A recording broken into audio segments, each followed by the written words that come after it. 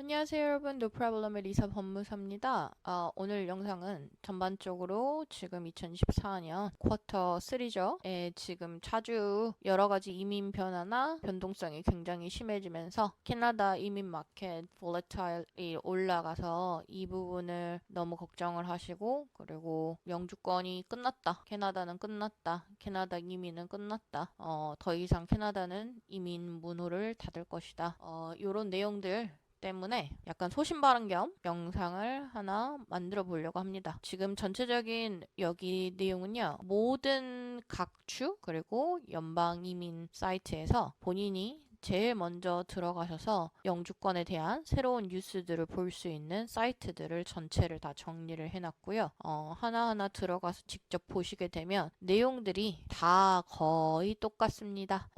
외국인들 줄이고, 그리고 우리 각 주에 보면 너무 외국인을 많이 받아서 우리 주정부 이민 애플리케이션 원서가 너무 많다. 그리고 잠깐 퍼징 하거나 홀드 하거나 temporary measurement로 중지하고, 그리고 새로운 스트림을 만들 것이다. 이게 제일 많이 지금 나왔던 거가, 처음에 이 포문을 연 게 여기 보이시는 알버타였죠. 알버타 같은 경우는 사실 며칠부터였을까요? 거의 준부터는 아주 꾸준하게 막 사람을 들었다 놨다 합니다. 이제 퍼징이 시작된 거는 2월부터였으니까 얘네가 이번 올 연도에 정말 꾸준하게 변동사항을 줬어요. 그리고 계속 들었다 놨다 하다가 이제 마지막에는 시스템 바꿔버리겠다. 그래서 이제 갑자기 뭐 선착순으로 하겠다 뭐 하겠다 하다가 이번에는 또 갑자기 랭킹제로 바꿔버리겠다가 얘네들이 이제 가장 큰 포문인 것 같습니다. 저는 몬트리올이랑 퀘벡은 잘 다루지 않기 때문에 몬트리올 퀘벡은 제 스페셜티에서 제외를 하고, 그리고 난 다음에 자꾸 변동이 들어갔던 거는 이제 노바스코시아나 뉴버즈 같은 경우도 보시면은 8월 16일부터 인비테이션 안 줘. 누구한테? 뉴브런직 익스프레스 센트리 스트림한테. 그리고 쭉 퍼징 remaining of the year 동안 하거나 할 거야. 왜냐면 2024년에 우리가 줄 수 있는 게 다 끝나서, 그리고 2024년 8월 16일 전에 넣었던 애들은 괜찮아. 뭐 요런 내용이잖아요. 근데 이게 뭐 똑같았습니다. 여기 보시면은 노바스코시아도 또 이런 이야기를 하거든요. 여러분들이 뉴스룸 보실 때요, 뉴스룸을 잘 보려면 실제로 들어가서 이런 노티스 보드를 잘 보셔야 됩니다. 얘네들은 항상 노티스 보드를 이런 식으로 별도 공간으로 놔두거나 아니면 뉴스룸의 형태로 오픈을 해놓는데, 지금 여기도 보면 4월 17일 날 노바스코시아 Provincial Nominee 프로그램이 볼륨이 많대요. 어플리케이션이 너무 많아. 특히 어디 많냐면 Accommodation and Food Services 섹터에 많아서 지금 accepting 하는 거를 인벤토리 끝날 때까지, 그러니까 지금 갖고 있는 볼륨 애들을 다 써먹을 때까지는 더 이상 사람 안 뽑겠다, 이런 내용이죠. 그러니까 지금 보면 우리가 흔히 말했던, 이건 또 유콘주예요 여러분. 유콘주도 5월 16일 temporary pause on white horse base Yukon nominee program application pausing 또 한대요. 그러니까 지금 보시면은 소신 발언을 하면 어렵습니다. 근데 제 영상이나 또 프로블럼 처음부터 많이 영상 보셨던 분들은 아시겠지만, 작년에 쉬웠을 때도 저는 쉬웠다고 한 적이 없었거든요. 영주권이 그렇게 쉬웠으면 당연히 지금쯤 뭐 영주권 신청 7년 8년 하다가 한국 돌아갔다, 뭐 못해다, 이런 이야기가 나올까요? 항상 어려웠고요. 근데 뭐 뭔가 기본적으로 이민 문호라는 게 웨이브를 타잖아요. 근데 지금은 약간 썰물이죠. 그러니까 물이 나갈 때죠. 그래서 뭐 물이 들어올 때 노를 저으라는데, 이제 제가 생각하는 소신 발언은요, 지금 뭐 전부 다 캐나다 오지 말아라, 캐나다 망했다, 아니 근데 캐나다 오지 말아라, 캐나다 망했다는 4년 전 5년 전에도 저는 똑같이 말했습니다. 캐나다 굳이 뭐 본인이 목적이나 의지가 없으면 와서 영주권을 할 목표를 하려면 제대로 플랜을 짜고 오라고 했었던 거고, 오실 때도 무조건 캐나다는 된다, 뭐 6개월이면 일을 한다, 그리고 무조건 된다, 무조건이라는 건 절대 없어요. 저희의 스탠드는 처음부터 끝까지 항상 같았고요. 그리고 뭐 캐나다는 이제 망했다? 모르겠습니다. 망했다고 생각하실 수도 있어요. 망한 지역에 있으신 분들은 망했다고 생각하실 수도 있고, 아니라고 생각하시는 분들은 아니라고 생각할 수도 있고, 뭐 같은 맥락이면 한국도 망했다 그러는데 뭐 그러면 모두가 다 망한 건데, 사실 캐나다 오지 말아라? 아니 뭐 안 오셔도 됩니다. 얘네 입장에서는 지금 상태에서는 어차피 지금 캐나다 안에 들어와 있는 사람들이 많고, 그 애들을 먼저 써먹겠다는 거예요. 솔직히 말하면. 그러면 외부에서 들어오시고 싶어도 못 올 건데 오지 말아라고 한다고 안 오실 겁니까? 저도 영주권 할 때 제가 영주권을 시작할 때도 그때 굉장히 변동성이 굉장히 큰 시기였었기 때문에 제가 그때 모든 걸 다 접고 캐나다를 간다고 했을 때 주변에서 되게 말렸었어요. 왜? 이렇게. 그런데 저는 그냥 갔고요. 뭐 이게 결론은 내가 그 운이 좋을 수도 있고 내가 이 변수를 통제할 수 있는 사람이 아니기 때문에 이 변수라는 거는 뭔가 어떻게 보면 정말로 하늘에 맡기고 운에 맡기는 건데 그렇기 때문에 남들이 말려도 왔습니다. 그래서 말려서 와서 결과물이 좋으면 잘한 선택이고 말려서 왔는데 안 됐으면 나쁜 선택인 거였는데 유학원에서 오라고 하면은 오라고 한다 사기 오지 말라고 하면은 유학원이고 이주공사인데 왜 오지 말라고 하냐면서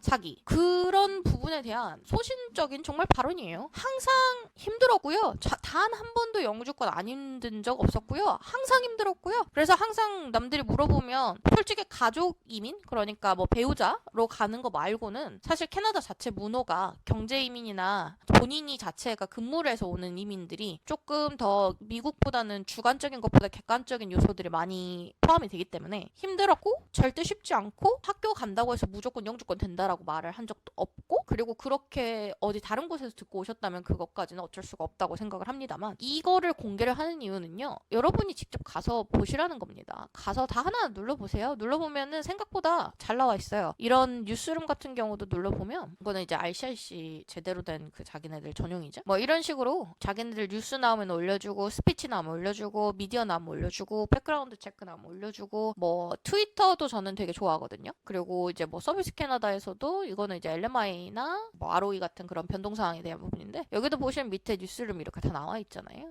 있는데 본인이 안 찾아보고 무조건 망했다. 다 끝났다. 뭐 캐나다 오지 말아라. 소신적으로 오지 말라고 한다. 뭐 오지 않으셔도 됩니다. 이게 누가 오라고 등 떠미는 거 아니니까. 이주공사 쪽에서도 무조건 된다라고 하는 이주공사가 요즘 있을까요? 왜냐면 너무 정보들이 다 노출되어 있는데 뭐 무조건 돼요 사장님 뭐 여기 가시면 6개월 일하시면 무조건 됩니다. 이렇게 말하는 거 자체를 저는 요즘 이주공사들은 그렇게 말한 적을 들어본 적이 없는데 저 말고도 뭐 다 아직도 그런 이야기들을 하시더라고요. 그래서 뭔가 이제 약간 상담하는 방식들이 다르구나. 그렇지만 여러분 저는 항상 영상을 찍을 때도 말하고 그리고 이런 정보를 전달할 때도 말하지만 항상 가장 베이스가 되는 공신력이 있는 사이트는 주 메인 정부 사이트입니다. 그리고 각 모든 정부 사이트에서 새롭게 제일 먼저 미디어 뉴스가 나오는 거는 여기 보이는 상기와 같습니다. 저희도 매일매일 들어가서 확인하거든요. 그러면은 캐나다 관심 있으신 분들은 매일매일 들어가서 본인이 확인해 볼 정도 정성은 있어야